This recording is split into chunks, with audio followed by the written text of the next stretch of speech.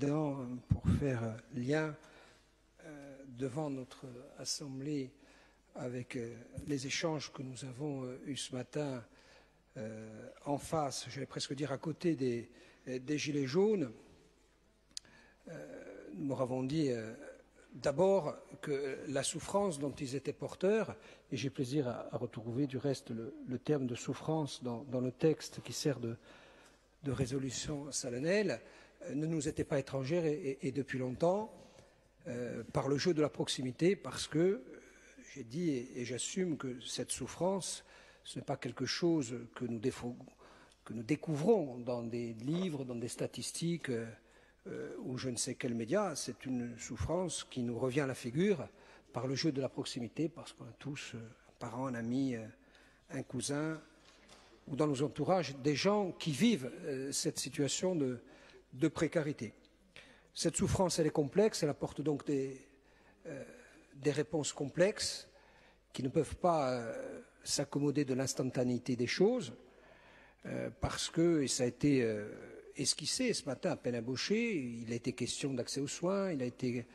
question évidemment du prix de l'essence, il a été question du prix de l'alimentation, de toutes choses qui sont éminemment complexes et qui appellent donc des réponses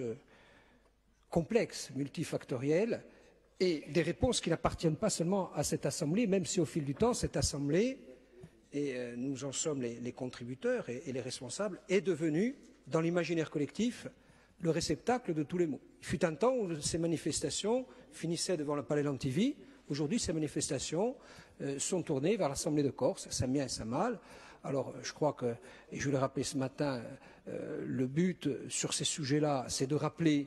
qu'il y a toujours eu, au gré du temps et des alternances, une unanimité, qui n'est pas seulement une unanimité de façade, qui n'est pas seulement liée à un pathos ou à quelque chose qui relève de l'émotion, mais encore à un véritable sens des responsabilités. Il nous appartient d'y apporter des réponses concrètes dans le champ de nos compétences. Et c'est heureux que nous puissions organiser une conférence. C'est heureux de rappeler que les leviers fiscaux que nous aurions le pouvoir d'activer ne l'ont jamais été pour préserver nos administrés ou nos concitoyens. Et puis il faut convaincre ceux de qui dépend aujourd'hui un certain nombre de taxes que, indépendamment des mouvements nationaux, entre la fin du mois et la fin du monde, il y a des gens qui sont en situation de souffrance et qui ne peuvent pas aujourd'hui comprendre les implications fiscales de la transition écologique et qu'il convient d'entendre cette souffrance, même si nous appartenons à un grand mouvement national, à des zones de turbulence qui agitent le monde et en particulier la France. Il n'est jamais inutile de rappeler que la Corse est la région la plus pauvre et que tout ce qui se vit sur le continent est vécu ici de façon aggravée, d'où la justification du gel de prix de l'essence. Quant au reste, nous contribuerons naturellement aux travaux qui doivent conduire, parce que c'est bien la moindre des choses depuis maintenant un certain nombre d'années, pour ne pas dire de décennies, aujourd'hui nous interdisent à quiconque